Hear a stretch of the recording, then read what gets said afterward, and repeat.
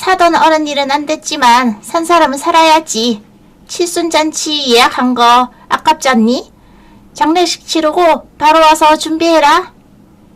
새벽 3시 아버지 빈소에서 받은 카톡이었습니다. 조문은커녕 전화 한 통 없는 시어머니의 서슬퍼런 명령. 그 순간 제 안에 무언가가 끊어졌습니다. 전부 취소해주세요. 위약금은 얼마든 상관없습니다. 제가 책임질게요. 그리고 잔치 당일 저는 화려한 드레스 대신 검은 상복을 입고 연회장 문을 열었습니다. 손에는 1년간 모아둔 시어머니의 폭언 녹음 파일과 서류 봉투들을 든 채로요. 사연 시작 전 구독과 좋아요, 전체 알림 설정 눌러주시고 어디서 듣고 계신지 댓글 남겨주시면 그것으로 소중한 곳에 건강과 평안 그리고 행운이 가득하시길 간절히 바라겠습니다. 오늘의 사연 지금 시작합니다. 안녕하세요. 저는 34살 대형 로펌에서 8년째 비서로 일했던 한지안이라고 합니다. 오늘 제 이야기를 꺼내려니 목이 메어오네요. 처음부터 이야기하자면 좀 길 텐데 끝까지 들어주시면 정말 감사하겠습니다. 저는 강원도 춘천에서 태어났어요. 아버지는 작은 인쇄소를 운영하셨고 어머니는 제가 6살 때 병으로 돌아가셨습니다. 그래서 저는 아버지 손에 혼자 컸어요. 우리 집은 춘천 외곽에 있는 낡은 단독주택이었어요. 겨울이며 외풍이 심해서 창문 틈에 신문지를 돌돌 말아 끼웠습니다. 아버지는 새벽 5시면 일어나 인쇄소로 출근하셨고 밤 11시가 넘어야 집에 돌아오셨어요. 아버지 작업복에는 항상 잉크 냄새가 배어 있었습니다. 저는 그 냄새가 참 좋았어요. 현관문이 열리고 그 냄새가 나면 아, 아빠가 오셨구나 하고 뛰어나가서 안기곤 했거든요. 잊혀지지 않는 기억이 하나 있어요. 초등학교 3학년 때 친구들이 전부 새 필통을 들고 왔는데 저만 낡은 헝겊 필통을 쓰고 있었습니다. 창피해서 책상 서랍에 숨기고 다녔어요. 근데 아버지가 그걸 어떻게 하셨는지 어느 날 노란색 플라스틱 필통을 하나 사오셨어요. 지연아, 이것 봐라. 인쇄소 앞에 문방구가 새로 생겼더라고. 내가 좋아하는 노란색이야. 800원짜리 필통이었어요. 지금 생각하면 작은 돈이지만 그때 아버지한테는 점심값을 빼야 살 수 있는 거였거든요. 저는 그 필통을 중학교 졸업할 때까지 썼습니다. 아버지는 말수가 적은 분이셨어요. 하지만 가끔 중요한 말씀을 하실 때면 꼭 제 눈을 똑바로 쳐다보셨습니다. 지연아, 사람은 받은 만큼 갚아야 해. 은혜를 입으면 반드시 갚고 해코지를 당하면 그것도 잊으면 안 돼. 착하게 살면 후구되는 거야. 그때는 무슨 말인지 잘 몰랐어요. 그냥 아버지가 무섭게 말씀하시니까 고개만 끄덕였죠. 그 말의 진짜 의미를 깨달은 건 30이 넘어서였습니다. 대학은 서울에 있는 4년제 사립대 경영학과에 갔어요. 등록금 470만 원을 마련하려고 아버지가 인쇄소 기계를 하나 팔았다는 걸 나중에 알았습니다. 그 얘기를 듣고 학교 화장실에서 혼자 울었어요. 소리 안 나게 손으로 입을 막고요. 26살에 지금 다니는 로펌 비서로 입사했어요. 월급에서 매달 50만 원씩을 빼서 춘천으로 보냈습니다. 아버지 인쇄소 기계값을 갚아야 했으니까요. 아버지는 안 받으시려고 하셨는데 저는 자동이체를 걸어놓고 모른 척 했어요. 그렇게 5년이 흘렀습니다. 저는 31살이 됐고 로펌에서 팀장 직함을 달았어요. 춘천집 보일러도 새 걸로 바꿔드렸습니다. 그해 가을 회사 동료 언니 소개로 한 남자를 만났어요. 이름은 박진우, 35살, 중견 건설회장 과장이었습니다. 첫 만남은 강남역 근처 카페였어요. 저보다 먼저 와서 기다리고 있더라고요. 물을 먼저 따라주면서 이렇게 말했습니다. 피곤하시면 오늘은 차만 마시고 일찍 들어가셔도 돼요. 그 말에 마음이 놓였어요. 다정한 사람이구나 싶었습니다. 그게 시작이었어요. 그리고 그게 제 인생에서 가장 큰 폭풍의 시작이기도 했습니다. 진우 씨와 만난 지 한 달이 지났어요. 우리는 자연스럽게 연인이 됐습니다. 진우 씨는 다정한 사람이었어요. 제가 퇴근하고 지쳐서 전화 목소리가 기어 들어가면 집 앞까지 따뜻한 국물을 사들고 찾아왔습니다. 아버지 얘기를 하면 진지하게 들었고 나중에 꼭 인사드리고 싶다고 했어요. 석 달쯤 지났을 때 진우 씨가 부모님을 만나보라고 했습니다. 우리 엄마 아빠 지안이 얼굴 좀 보고 싶대. 부담 갖지 말고 밥 한 끼 같이 먹자. 설렜어요. 떨리기도 했고요. 백화점에서 10만원짜리 스카프를 사서 예비 시어머니 선물로 준비했습니다. 9주 토요일 분당에 있는 진우 씨 집 부모님 집에 처음 갔어요. 30평대 아파트였는데 현관에 들어서니 거실에 커다란 가죽 소파가 있었습니다. 예비 시어머니는 60대 중반으로 보였고 파마머리에 금색 귀걸이를 하고 계셨어요. 어머, 여기가 지안이구나. 우리 진우가 얼마나 예쁘다고 했는지 몰라. 어서 와 앉아. 처음 인상은 나쁘지 않았어요. 음식도 많이 차려주셨고 제 직업 얘기도 관심 있게 들으셨습니다. 로펌 비서면 엄청 바쁘겠네. 시집 오면 일은 그만둬도 돼? 응? 그때 저는 배려해 주시는 거라고 생각했어요. 지금 생각하면 참 바보 같았죠. 그게 배려가 아니라 포석이었다는 걸 1년이 지나서야 알게 됐습니다. 그날 저녁 집에 돌아와서 아버지한테 전화했어요. 아빠, 나 오늘 진우 씨 부모님 만나고 왔어. 좋은 분들인 것 같아. 전화기 너머로 아버지의 기침 소리가 들렸습니다. 요즘 감기가 심하시다고 했는데 그 기침이 유독 깊게 들렸어요. 그래, 좋은 사람들이면 다행이다. 근데 지안아, 사람은 오래 봐야 한다. 너무 서두르지 마라. 저는 그냥 네 하고 대답했어요. 그때는 아버지가 왜 그런 말씀을 하셨는지 몰랐습니다. 그리고 그 기침이 감기가 아니라는 것도요. 아버지 뱃속에서 이미 무언가가 자라고 있다는 것도요. 진우 씨 부모님을 처음 만나고 2달이 지났을 무렵이었어요. 11월 초 춘천에서 아버지한테 전화가 왔습니다. 지안아, 아빠가 병원 좀 다녀왔다. 별거 아닌데 폐에 뭐가 좀 있대. 별거 아니라고 하셨지만 아버지 목소리가 평소와 달랐어요. 저는 그 주 금요일에 바로 휴가를 내고 춘천으로 내려갔습니다. 춘천대학교 병원 호흡기내과 의사선생님이 CT를 보여주면서 말씀하셨어요. 폐암 3기 이미 림프까지 전이됐다고요. 수술은 어렵고 항암 치료를 해도 완치는 힘들다고 했습니다. 남은 시간은 길면 1년, 짧으면 6개월. 진료실을 나왔는데 다리에 힘이 풀려서 복도 의자에 주저앉았어요. 아버지는 오히려 제 등을 토닥이셨습니다. 울지 마라. 아빠 67년 살았으면 많이 산 거야. 내 엄마 만나러 가는데 뭐. 병원 복도에서 아버지 무릎에 얼굴을 묻고 엉엉 울었어요. 소독약 냄새가 코를 찔렀고 형광등 불빛이 차갑게 느껴졌습니다. 서울로 돌아와서 진우 씨한테 얘기했어요.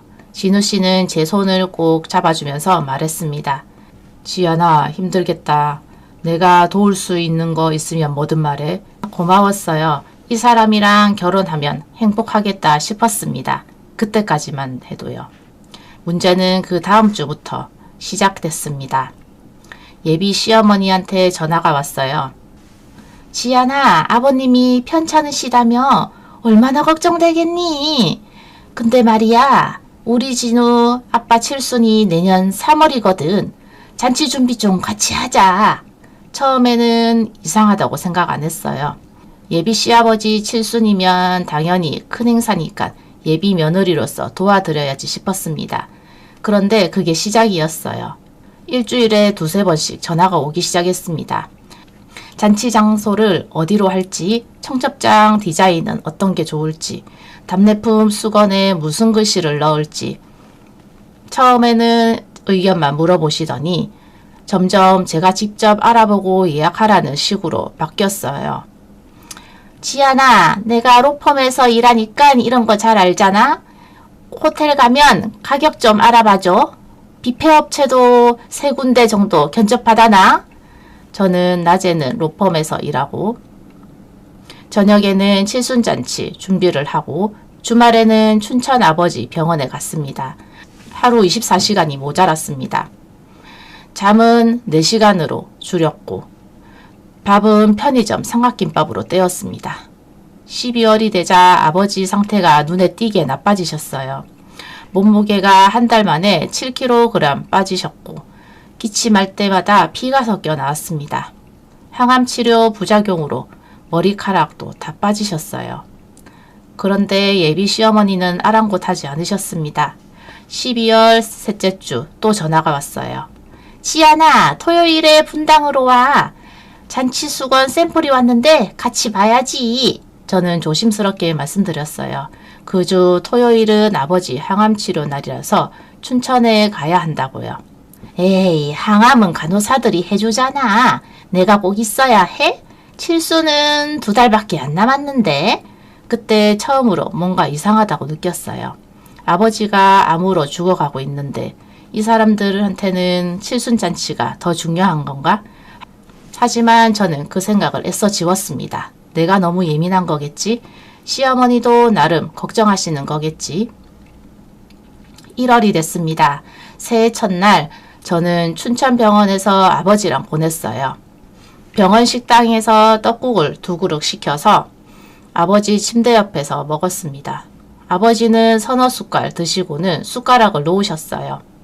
지연아, 아빠가 미안하다. 새해 첫날에 딸을 병원에 붙잡아 놓고 있으니. 저는 울음을 참으면서 아버지 손을 잡았어요. 손이 예전보다 훨씬 가늘어져 있었습니다. 그때 휴대폰이 울렸어요. 예비 시어머니였습니다. 지연아, 새해 복 많이 받아. 그건 그렇고 호텔에서 계약금 넣으라는데 500만 원이야. 내가 먼저 좀 내줘. 나중에 줄게. 새해 첫날 아버지 병실에서 받은 전화가 그거였어요. 축하 인사도 아니고 아버지 병세를 묻는 것도 아니고 돈 얘기. 그때 뭔가 차갑게 식는 느낌이 들었어요. 그래도 참았습니다. 결혼하면 가족이 될 사람들이니까. 2월 아버지가 중환자실에 들어가셨습니다. 폐렴이 합병증으로 왔는데 이미 몸이 너무 약해진 상태라 버티기 힘들다고 의사선생님들이 말씀하셨어요. 저는 회사에 2주 휴가를 내고 춘천에 내려왔어요. 병원 근처 고시원에 방을 잡았습니다. 하루 35,000원짜리 창문도 없는 방이었어요. 그런데 그때도 예비 시어머니 전화는 계속 왔습니다. 지연아, 하객 명단 정리 다 했어? 이번 주에 최종 점검해야 돼. 저는 솔직하게 말씀드렸어요. 지금 아버지가 중환자실에 계시고 상황이 많이 안 좋다고요. 전화기 너머로 한숨 소리가 들렸습니다. 에휴, 지연아, 그래도 잔치는 잔치고 아픈 건 아픈 거 아니냐. 둘 다 챙겨야지. 온몸에 소름이 돋았어요. 아버지가 죽어가고 있는데. 그날 밤 진우 씨한테 전화했어요. 시어머니가 너무 심하시다고 지금 상황이 이런데 잔치 준비를 어떻게 하냐고요. 지연아, 엄마가 좀 그래. 근데 칠순이 엄마한테는 진짜 중요하거든. 좀만 참아줘. 응? 참아달라고요. 아버지가 중환자실에서 산소호흡기를 달고 있는데 고시원 침대에 누워서 천장을 바라봤어요. 형광등에 누런 얼룩이 져 있었습니다. 저는 이 사람들한테 뭘까? 라는 생각이 처음으로 들었어요. 진심으로 가족이 되고 싶었던 사람들인데 나한테는 그냥 부려먹기 좋은 일꾼이었던 걸까요? 그날 밤 잠이 안 왔어요. 새벽 3시까지 뒤척이다가 겨우 눈을 붙였는데 악몽을 꿨습니다. 아버지가 저를 부르시는데 제 다리가 안 움직이는 꿈이었어요. 땀에 젖어서 깼습니다. 이틀이 지났어요. 아버지 상태가 조금 안정됐습니다. 산소 포화도 90 이상으로 올라왔고 의사 선생님이 고비는 넘긴 것 같다고 하셨어요. 저는 너무 기뻐서 병원 화장실에서 혼자 울었습니다. 그날 오후 예비 시어머니한테 다시 전화가 왔습니다. 지연아, 아버님 좀 괜찮아지셨다며? 그럼 이제 올라올 수 있겠지? 내일 분당으로 와. 할 얘기가 있어. 아버지 고비를 넘기자마자 바로 전화가 온 거예요. 어떻게 알았는지 모르겠어요. 아마 진우 씨한테 들으셨겠죠. 저는 잠깐 고민했습니다. 하루쯤은 괜찮지 않을까. 시어머니 얼굴도 뵙고 잔치 마무리 점검도 하고 지금 생각하면 참 바보 같았어요. 그때 안 갔으면 어땠을까. 다음 날 오전 저는 춘천에서 분당으로 올라갔습니다. 버스로 2시간 반이 걸렸어요. 창밖으로 지나가는 풍경을 보면서 생각했어요. 빨리 잔치 준비 마무리하고 다시 아버지 곁으로 돌아가야지. 분당 아파트에 도착하니 예비 시어머니가 현관에서 기다리고 계셨어요. 표정이 굳어 있었습니다. 평소에 보던 그 친근한 미소가 없었어요. 뭔가 불길한 예감이 들었습니다. 거실로 들어가니 시어머니 혼자셨어요. 시아버지도 안 계시고 진우씨도 없었습니다. 앉아! 소파에 앉았습니다. 시어머니가 테이블 위에 뭔가를 꺼내 놓으셨어요. 칠순잔치 답례품 수건이었습니다. 빨간 보자기에 쌓여있던 걸 확 펼치셨어요. 이것 봐! 자수가 이게 뭐야? 만수무강이 아니라 만수무강으로 되잖아. 한자가 틀렸어요. 강자가 강으로 잘못 새겨져 있었습니다.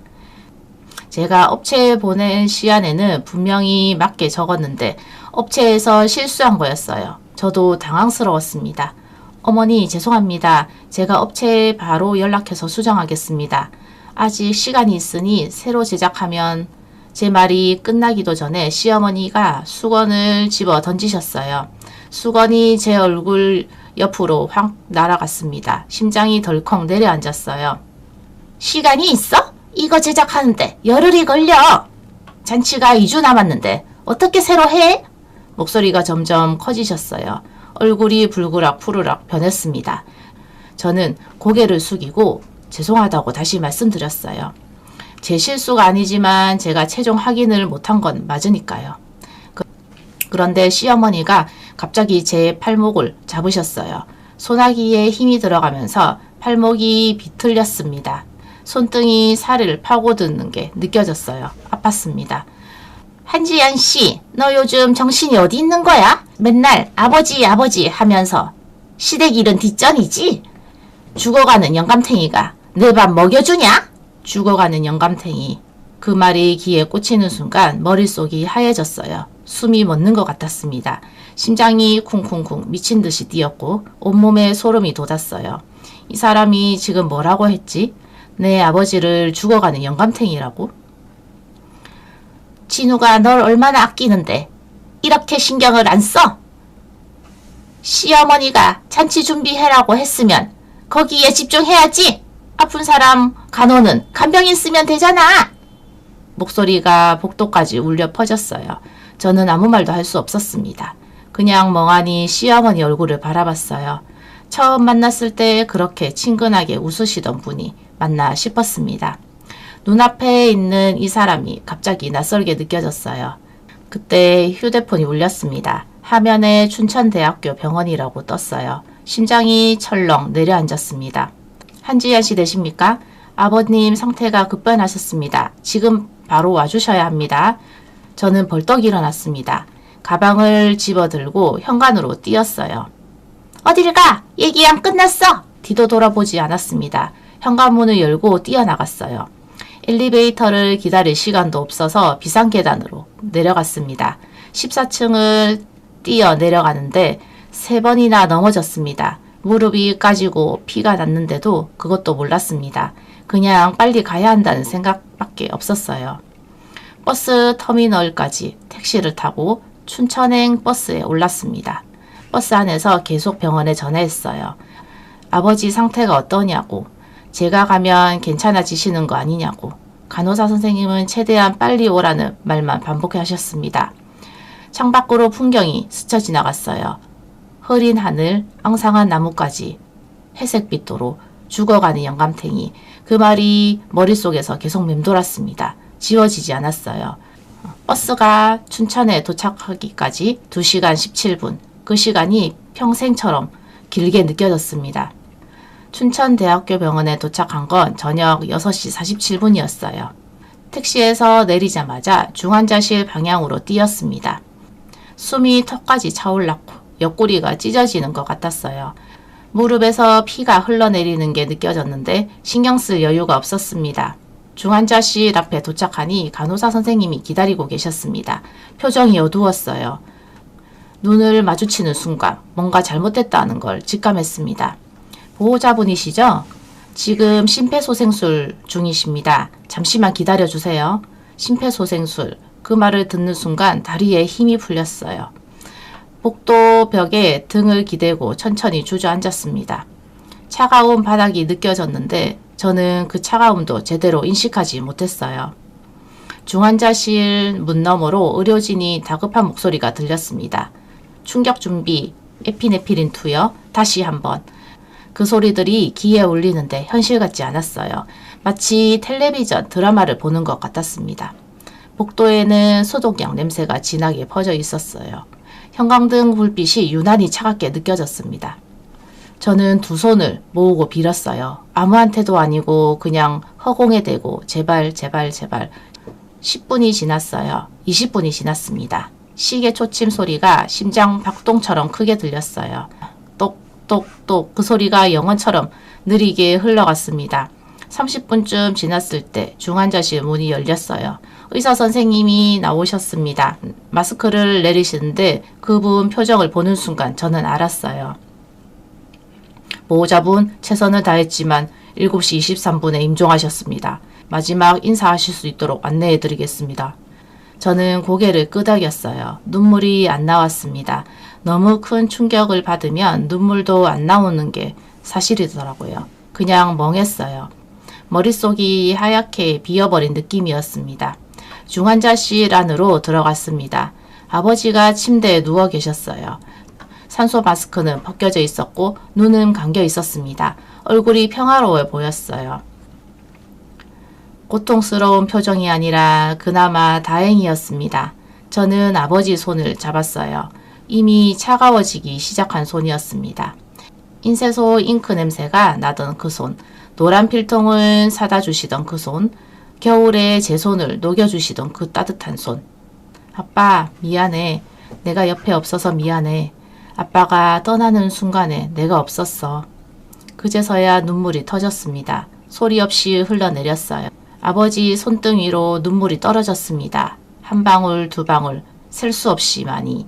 아버지가 마지막 숨을 거두실 때 저는 분당에 있었어요. 시어머니한테 수건 자수가 틀렸다고 욕을 먹고 있었습니다. 죽어가는 영감탱이라는 말을 듣고 있었어요. 그 사실이 가슴을 찢었습니다. 평생 후회할 것 같았어요. 아니, 평생 후회할 겁니다. 아버지 곁에서 1시간쯤 있었어요. 간호사 선생님이 장례 절차를 안내해 주셨습니다. 저는 기계적으로 고개를 끄덕이고 서류에 서명했어요.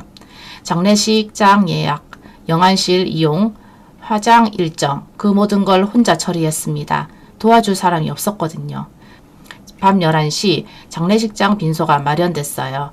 아버지 영정사진을 골라야 했는데 웃고 계신 사진이 별로 없었습니다. 아버지는 원래 사진 찍는 걸 안 좋아하셨거든요. 한참을 뒤지다가 작년 추석 때 찍은 사진을 찾았어요. 춘천집 마당에서 제가 억지로 찍은 거였습니다. 어색하게 웃고 계셨는데 그래도 그게 제일 나았어요. 빈소에 홀로 앉아 있으니까 밤 11시쯤 진우 씨한테 전화가 왔어요. 지연아, 엄마가 내가 갑자기 나가셨다고 화나셨어. 무슨 일이야? 왜 전화도 안 받아? 저는 한참 동안 아무 말도 안 했어요. 그러다가 천천히 입을 열었습니다. 아버지가 돌아가셨어. 전화기 너머로 짧은 침묵이 흘렀어요. 뭐? 언제? 오늘 저녁 7시 23분. 나 분당에 있을 때, 시어머니한테 수건 자수 틀렸다고 욕먹고 있을 때 제 목소리가 떨렸어요. 화가 나는지 슬픈지 모르겠었습니다. 지연아, 그건 엄마가 몰랐으니까 아버님 상태가 그렇게 급한 줄 몰랐잖아. 몰랐으니까요. 그 말이 너무 공허하게 들렸어요. 몰랐으면 괜찮은 건가요? 죽어가는 영감탱이라고 한 말도 몰랐으니까 괜찮은 건가요? 저는 전화를 끊었습니다. 더 이상 말하고 싶지 않았어요. 새벽 3시 휴대폰을 확인하니 예비 시어머니가 보낸 카톡이 와 있었어요. 지연아, 아버님 일은 안 됐다. 근데 칠순잔치는 예정대로 해야 해. 정리 끝나면 바로 연락해. 새벽 3시 그 메시지를 보는데 손이 부들부들 떨렸어요. 분노인지 허탈감인지 모르겠었습니다. 아버지 영정사진을 바라봤습니다. 어색하게 웃고 계신 아버지, 평생 저 하나 키우느라 고생하신 아버지, 등록금 마련하려고 인쇄소 기계를 파신 아버지, 아버지 말씀이 떠올랐어요. 받은 만큼 갚아야 한다. 착하게만 살면 호구되는 거야. 저는 지금까지 너무 착하게만 살았습니다. 아버지가 돌아가시는 순간에도 시어머니 얼굴을 보러 분당에 갔어요.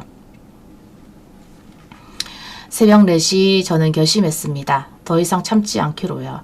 휴대폰을 들고 로펌 후배한테 연락했어요. 수연아, 나야. 내가 예약해 놓은 거 있거든.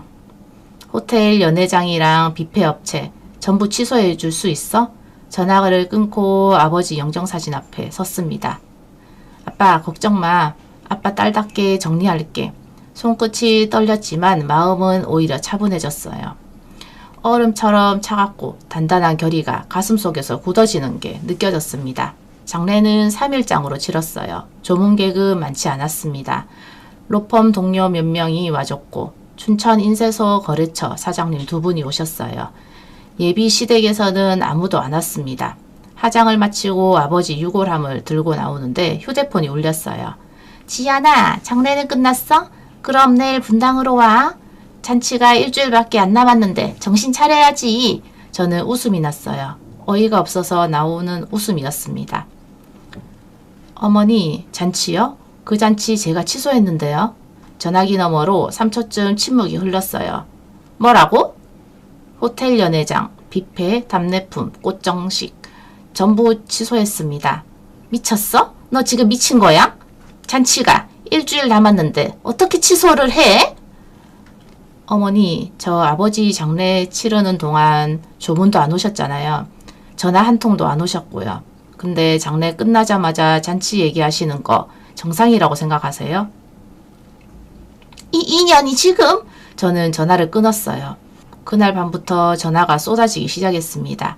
예비 시어머니한테 처음 전화가 왔어요.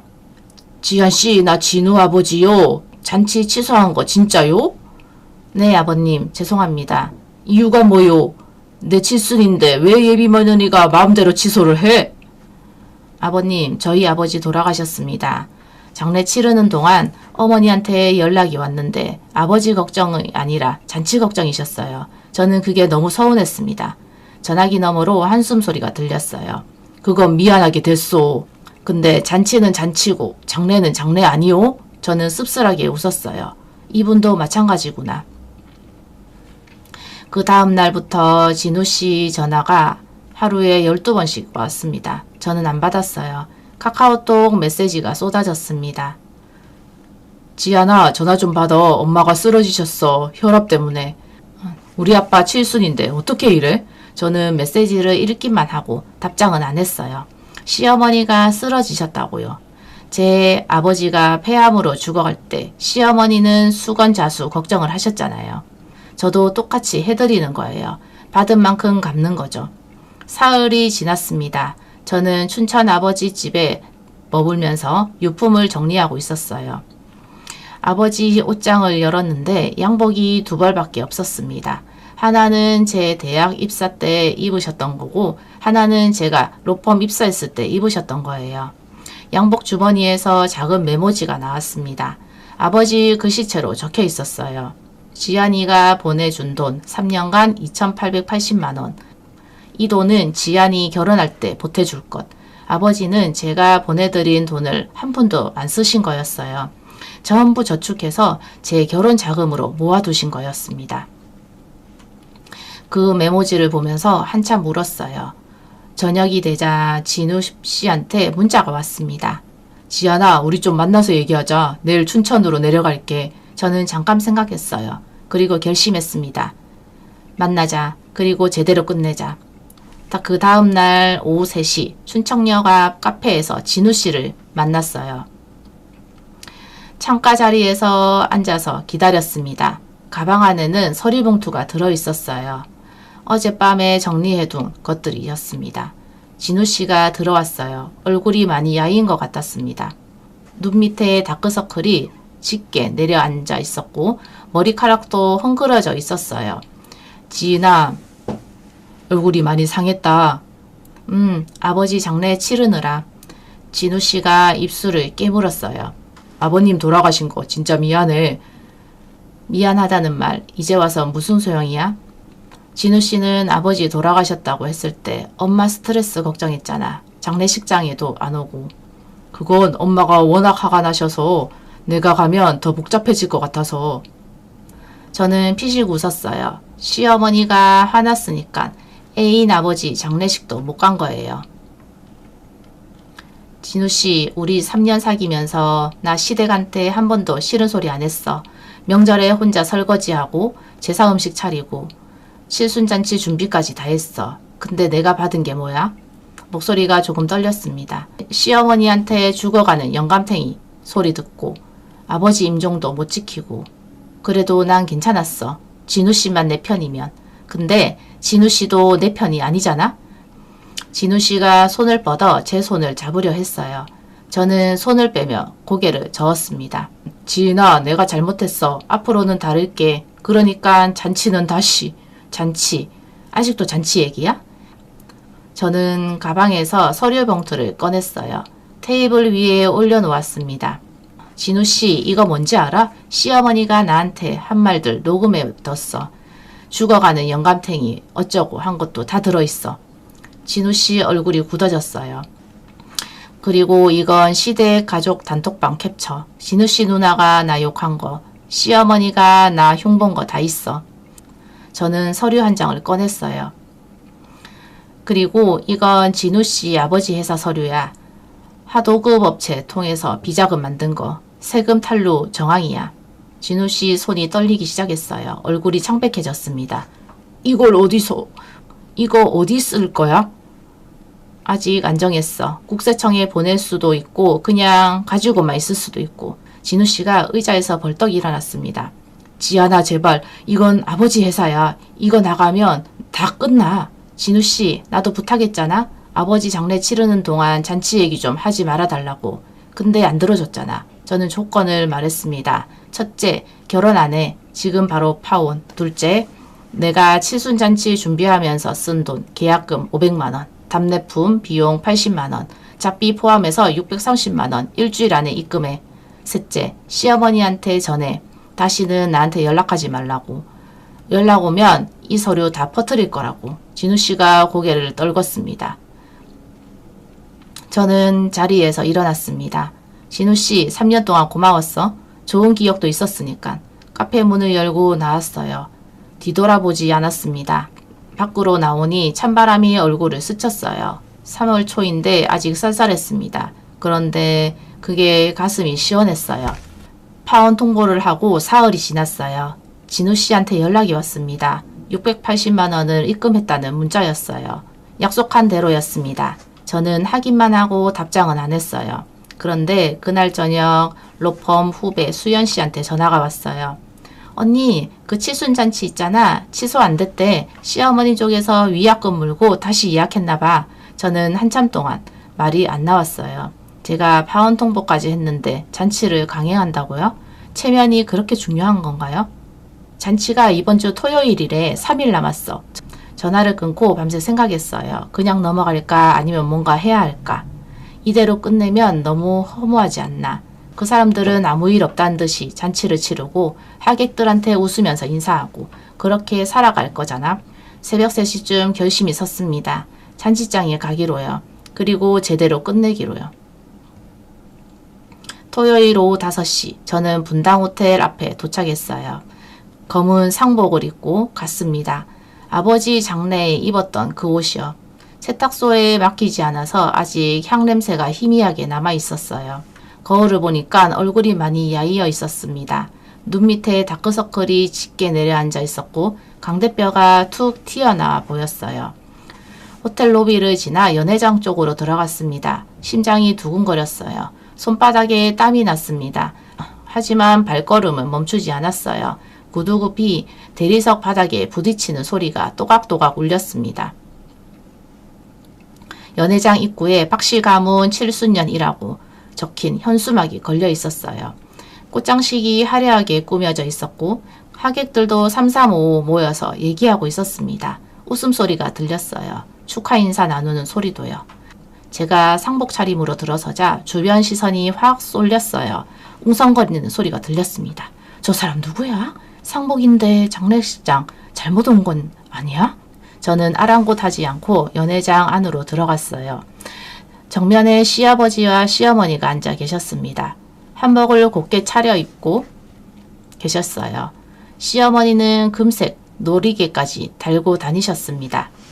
진우 씨는 옆에 서서 하객들과 인사하고 있었고요. 제가 들어오는 걸 본 시어머니 얼굴이 순간 굳어졌어요. 진우 씨도 저를 발견하고 당황한 표정을 지었습니다. 입이 벌어지는 게 보였어요. 저는 천천히 걸어갔어요. 구두 소리가 연회장 바닥에 울렸습니다. 똑똑똑 하객들이 조용해졌어요. 수십 개의 눈이 저를 바라보고 있었지만 저는 개의치 않았어요. 시어머니가 자리에서 벌떡 일어나셨어요. 너 뭐야? 여기 왜 와? 누가 오라고 했어? 저는 시어머니 앞에 멈춰섰습니다. 눈을 똑바로 마주봤어요. 예전에는 그 눈을 마주보는 게 어려웠는데 이상하게 그날은 무섭지 않았어요. 어머니 축하드리러 왔습니다. 칠순 축하드려요. 시어머니 얼굴이 불그럭 푸르럭 변했어요. 축하? 상복 입고 축하하러 왔다고? 미쳤어? 저는 가방에서 서류 봉투를 꺼냈어요. 어젯밤에 새벽까지 준비한 것들이었습니다. 복사하고 정리하고 봉투에 나눠 담고 손이 떨려서 3번이나 다시 했어요. 선물도 가져왔어요. 하객분들께 나눠드리려고요. 뭐? 이게 뭔데? 저는 봉투에서 종이들을 꺼내기 시작했어요. 가까이서 있던 하객들한테 한 장씩 건넸습니다. 손이 조금 떨렸지만 멈추지 않았어요. 이건 시어머니가 저한테 하신 말씀들이에요. 녹음 파일 내용을 글로 옮긴 거예요. 죽어가는 영감탱이가 내 밥 먹여주냐 이런 말씀들이요. 하객들이 종이를 받아 듣고 읽기 시작했어요. 웅성거리는 소리가 커졌습니다. 이게 뭐야? 시어머니가 이런 말을 해? 며느리한테? 시어머니 얼굴이 새하얗게 질려갔습니다. 그만해! 당장 그만해! 저는 멈추지 않았어요. 계속 종이를 나눠줬습니다. 그리고 이건 가족 단톡방 캡처본이에요. 시어머니가 저를 뭐라고 하셨는지, 진우 씨 누나가 뭐라고 했는지 다 들어있어요. 진우 씨가 달려왔습니다. 제 팔을 잡았습니다. 손에 힘이 들어가 있었어요. 지훈아, 그만해. 제발 그만해. 저는 진우 씨를 똑바로 쳐다봤어요. 왜? 창피해? 나는 안 창피한 줄 알아? 나는 1년 동안 이런 말을 들으면서 참았어. 근데 이제는 안 참을 거야. 진우 씨 손을 뿌리쳤어요. 그리고 하객들을 향해 목소리를 높였습니다. 여러분, 저는 한지안이라고 합니다. 이 집 예비 며느리였어요. 아니, 이제는 아니에요. 파혼했거든요. 연회장이 술렁거렸어요. 하객들이 서로 쳐다보면서 수군거렸습니다. 제 아버지가 폐암으로 돌아가셨어요. 3주 전이요. 근데 시어머니는 아버지가 중환자실에 계실 때도 칠순잔치 준비하라고 하셨어요. 아버지가 돌아가시던 날 저는 분당에서 수건 자수 검사받고 있었습니다. 하객들 얼굴이 점점 굳어지고 있었어요. 시어머니를 바라보는 눈빛이 달라지고 있었습니다. 동정심에서 의심으로, 의심에서 경멸로. 시어머니가 그러셨어요. 죽어가는 영감탱이가 내 밥 먹여주냐 라고요. 제 아버지를 그렇게 부르셨어요. 웅성거림이 더 커졌어요. 누군가 어머 세상에 하고 말하는 소리가 들렸습니다. 또 누군가는 고개를 절레절레 흔들었어요. 시어머니가 갑자기 비틀거리셨어요. 얼굴이 하얗게 질려 있었습니다. 옆에 있던 진우 씨 누나가 부축했어요. 인연이 진짜? 저는 마지막으로 봉투 안에 있던 서류 한 장을 꺼냈어요. 하지만 이건 나눠주지 않았습니다.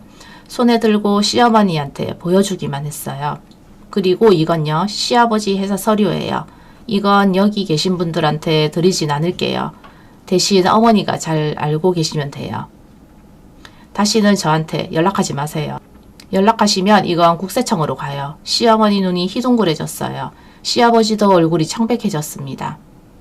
한복 소매를 움켜쥐는 손이 떨리고 있었어요. 저는 서류를 다시 봉투에 넣고 가방에 집어넣었습니다. 그리고 시어머니한테 정중하게 인사했습니다. 허리를 90도로 숙여서요. 어머니, 칠순 축하드립니다. 건강하게 오래오래 사세요. 도리는 사람에게나 지키는 법입니다. 돌아서서 연회장을 나왔어요. 뒤에서 시어머니가 뭐라고 소리 지르는 게 들렸지만 저는 뒤돌아보지 않았습니다. 하객들이 웅성거리는 소리, 의자가 넘어지는 소리, 누군가 119에 전화하는 소리, 그 모든 게 멀어져 갔어요. 호텔 로비를 지나 밖으로 나오니 해가 지고 있었어요. 주황빛 노을이 하늘을 물들이고 있었습니다. 바람이 불어서 상복 자락이 펄럭였어요. 저는 깊은 한숨을 내쉬었어요. 가슴이 뻥 뚫리는 기분이었습니다. 아빠, 나 잘했지? 호텔을 나와서 춘천으로 돌아갔어요. 택시 뒷좌석에 앉아서 창밖을 바라봤습니다. 분당 시내의 불빛들이 스쳐 지나갔어요. 손이 아직 떨리고 있었습니다. 아드레날린이 빠지면서 몸이 축 늘어지는 게 느껴졌어요. 갑자기 피곤이 밀려왔습니다. 며칠 동안 제대로 못 잔 게 한꺼번에 쏟아지는 것 같았어요. 밤 10시쯤 로펌 후배 수연이한테 전화가 왔어요. 언니, 나야. 호텔 지배인한테 연락 왔어. 잔치장이 난리래. 하객들이 다 빠져나갔대. 음식도 거의 안 먹고 시어머니가 쓰러져서 119를 불렀다고. 저는 한참 동안 아무 말도 안 했어요. 예전 같았으면 걱정됐을 거예요. 달려갔을지도 몰라요. 근데 지금은 아무 감정이 안 들었습니다. 그냥 담담했어요. 그래, 알겠어. 고마워, 수연아. 전화를 끊고 나서 창밖을 계속 바라봤어요. 고속도로에 들어서니 가로등 불빛이 일정한 간격으로 스쳐 지나갔습니다. 그 불빛들을 보면서 생각했어요. 끝났구나. 정말 끝났구나. 1시간 반쯤 지나서 춘천에 도착했어요. 택시에서 내려서 아버지 집으로 걸어갔습니다. 3월 초에 춘천 밤 공기는 아직 쌀쌀했어요. 입김이 희뿌옇게 나왔습니다. 코끝이 시렸지만 그 차가움이 오히려 정신을 맑게 해줬어요. 집 앞에 도착해서 대문을 열었어요. 마당에 아버지가 심어두던 목련나무가 있었는데 아직 꽃이 피지 않아서 가지만 앙상했습니다. 그 나무를 보는데 갑자기 눈물이 났어요. 왜 그러는지 모르겠어요. 그냥 눈물이 나왔습니다. 아버지가 안 계신 집이었어요. 현관문을 열고 들어가니 조용했습니다. 아버지 슬리퍼가 신발장 앞에 가지런히 놓여 있었어요. 아직 치우지 못한 거였습니다. 치울 수가 없었어요. 거실불을 켰어요. 아버지 영정사진이 작은 탁자 위에 놓여 있었습니다. 장례식장에서 가져온 거였어요. 사진 속 아버지가 어색하게 웃고 계셨습니다. 저는 영정사진 앞에 앉아 있었어요. 한참 동안 아무 말도 안 하고 그냥 바라봤습니다. 시계 소리만 똑딱똑딱 들렸어요. 아빠, 나 오늘 진짜 했어. 시어머니 잔치장에 가서 다 까발렸어. 아빠 보셨으면 깜짝 놀라셨을 거야. 내가 그런 짓을 할 줄 누가 알았겠어? 영정사진 속 아버지는 대답 없이 웃고만 계셨어요. 아빠가 그랬잖아. 받은 만큼 갚으라고. 나 갚았어. 이제 됐지? 눈물이 뺨을 타고 흘러내렸어요. 손등으로 닦았는데 계속 났습니다. 근데 아빠, 왜 이렇게 허전하지? 다 끝났는데 왜 시원하지가 않지? 아빠가 돌아오시는 것도 아닌데. 그날 밤 저는 영정사진 앞에서 잠이 들었어요. 바닥이 차가웠는데 이불을 덮을 힘도 없었습니다.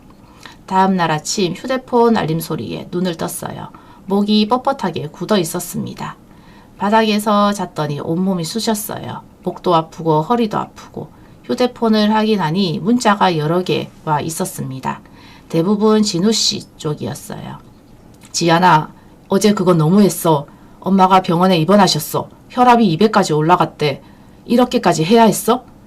저는 문자를 읽고 휴대폰을 내려놓았어요. 답장도 하지 않았습니다. 그리고 모르는 번호로 온 문자도 있었어요. 한지인 씨, 저는 어제 잔치에 참석했던 사람입니다. 시어머니 고등학교 동창이에요. 어제 일 충격받았습니다. 진작 알았으면 연락이라도 드렸을 텐데 힘내세요. 이런 문자가 3통이 나왔어요. 어제 잔치에 있던 하객들이었습니다. 다들 저한테 힘내라고 잘했다고 했어요. 이상하더라고요. 모르는 사람들한테 위로받으니까 눈물이 또 났어요. 세상에 나쁜 사람만 있는 건 아니구나 싶었습니다. 그날 오후 저는 로펌에 사직서를 냈어요. 이메일로 보냈습니다. 8년 동안 다니던 회사였는데 막상 그만두려니 별 감흥이 없었어요. 그냥 해야 할 일인 것 같았습니다. 팀장님한테서 전화가 왔어요. 지한씨 사직서 받았어요. 갑자기 왜 그래요? 무슨 일 있어요?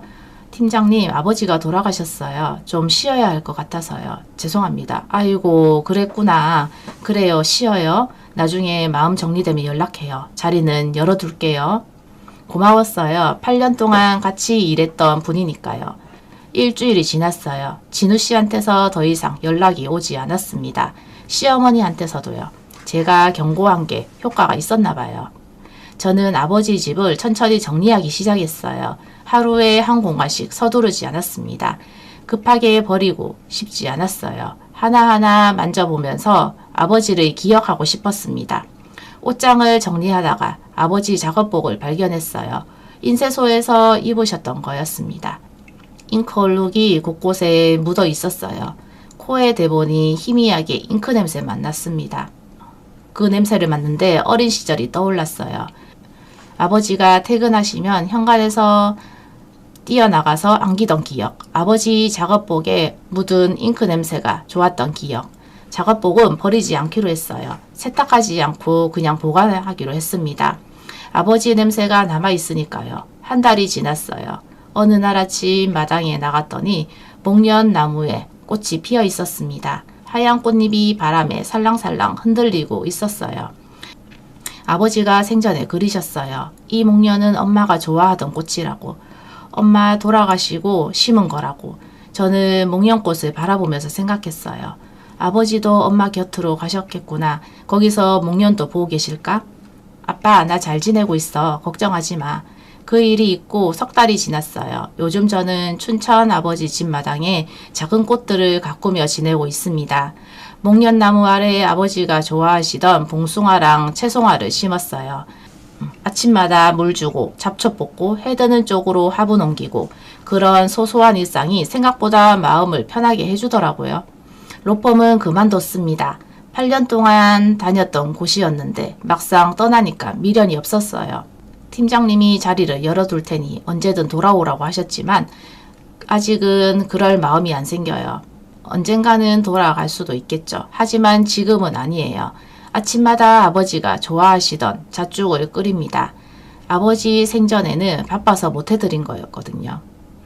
새벽 5시에 일어나서 잣을 갈고 쌀을 불리고 천천히 저으면서 끓여요. 이제 와서 끓여봤자 드실 분이 안 계시지만 그래도 끓이면 아버지가 옆에 계신 것 같아서요. 잣 냄새가 집안에 퍼지면 아버지가 부엌 문 열고 들어오실 것 같은 기분이 들어요. 가끔 새벽에 눈을 뜨면 그때 악몽을 꿔요. 병원 복도를 뛰어가는데 다리가 안 움직이는 꿈. 아버지가 부르시는데 목소리가 안 나오는 꿈. 시어머니가 죽어가는 영감탱이라고 외치는 꿈. 그럴 때면 가슴이 아려서 한참 동안 천장만 바라봅니다.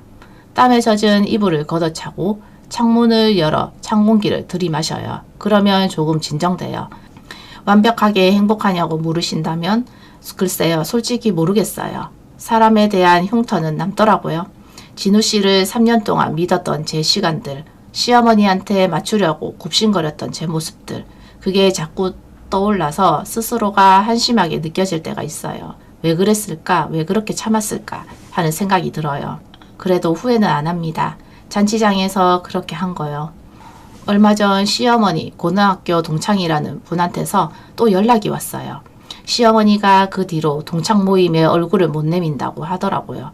동네에서도 소문이 쫙 퍼져서 고개를 못 들고 다니신대요. 진우 씨 누나도 직장에서 수군거림 때문에 스트레스를 많이 받는다고 했어요. 그 얘기를 듣는데 통쾌하기보다는 낙담했어요. 예전 같았으면 속이 시원했을 텐데 이제는 그냥 그러려니 싶더라고요. 그 사람들이 어떻게 살든 저랑은 상관없는 일이 됐으니까요. 진우 씨한테는 2달 전에 마지막으로 연락이 왔어요. 긴 문자였습니다. 자기가 잘못했다고, 그때 왜 그랬는지 모르겠다고, 다시 생각해 볼 수 없냐고, 용서해 달라고요. 저는 읽기만 하고 답장 안 했어요. 용서라는 게 뭔지 모르겠더라고요. 미워하는 건 아닌데 그렇다고 괜찮다고 말해줄 마음도 안 생기고 그냥 잊어가는 중이에요. 천천히요. 요즘은 동네 도서관에서 자원봉사를 해요. 어르신들한테 책 읽어드리는 일이에요. 일주일에 3번, 2시간씩. 아버지 또래 되시는 분들이 많은데 책 읽어드리면 고맙다고 손 꼭 잡아주세요. 주름진 손이 따뜻해요.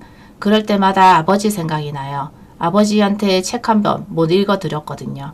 바쁘다는 핑계로 피곤하다는 핑계로 그래서 더 열심히 하게 돼요. 아버지한테 못 해드린 걸 다른 분들한테 해드리는 거라고 생각하면서요. 어제 저녁에는 마당에 나가서 하늘을 올려다봤어요. 별이 참 많이 보이더라고요. 서울에서 볼 수 없는 별들이 있어요. 춘천 하늘은 맑았습니다. 은하수가 희미하게 보일 정도로요. 아버지 생전에 그러셨죠. 엄마가 돌아가셨을 때 하늘에 별이 됐다고요. 어린 저한테 하신 말씀이었는데 그때는 그냥 동화 같은 얘기인 줄 알았어요. 지금은 믿고 싶어졌어요. 아버지도 별이 됐을까요? 엄마 곁에서 반짝이고 계실까요? 아빠, 엄마 만났어? 거기서 행복해? 나는 잘 지내고 있어. 아직 좀 서툴지만 그래도 하루하루 살아가고 있어. 바람이 불었어요. 목련 나무잎이 살랑살랑 흔들렸습니다. 아버지가 대답해 주시는 것 같았어요. 염치 없는 사람들에게 쏟았던 제 정성을 이제는 오롯이 저를 위해 쓰고 있어요. 제 이름을 부르면 나 자신으로 살아가는 이 평범한 하루가 얼마나 귀한지 이제야 알 것 같습니다. 인생이 참 뜻대로 안 된다 싶다가도 이렇게 또 사라지는 게 인생이더라고요. 혹시 여러분도 비슷한 경험 있으신가요? 착한 마음이 당연한 권리인 줄 아는 사람들에게 상처받고 혼자 남겨진 기분으로 밤을 지새우고 계시진 않나요? 저도 그 지옥 같은 시간을 지나왔습니다. 새벽마다 울고 악몽 꾸고 내가 뭘 잘못했나 자책하고 그런 시간들을 보냈어요. 제가 버텨낸 걸 보면 여러분도 분명히 하실 수 있을 거예요. 나를 갉아먹는 사람들에게 예의 차리느라 스스로를 아프게 하지 마세요. 도리는 사람에게나 지키는 법입니다. 여러분의 신의를 당연하게 여기는 사람들한테는 도리를 지킬 필요가 없어요. 여러분들은 그 자체로 충분히 소중하고 대접받아야 마땅한 분들이니까요. 부족한 제 이야기 끝까지 들어주셔서 정말 감사합니다. 오늘 밤은 여러분도 모두 평온한 잠자리에 드시길 빌겠습니다. 안녕히 계세요. 오늘 들려드린 이야기가 당신의 마음에 조금이라도 울림을 드렸다면 앞으로 당신의 일상에 잔잔한 힘이 될 이야기를 계속 전해드릴 수 있도록 구독과 좋아요로 함께 해주시면 감사하겠습니다. 사연 속 인물을 향한 따뜻한 응원의 한마디도 댓글로 나누어 주세요. 당신의 오늘이 더 가벼워지길 바라며 언제나 당신 편에 서겠습니다. 꽃피는 밤이었습니다.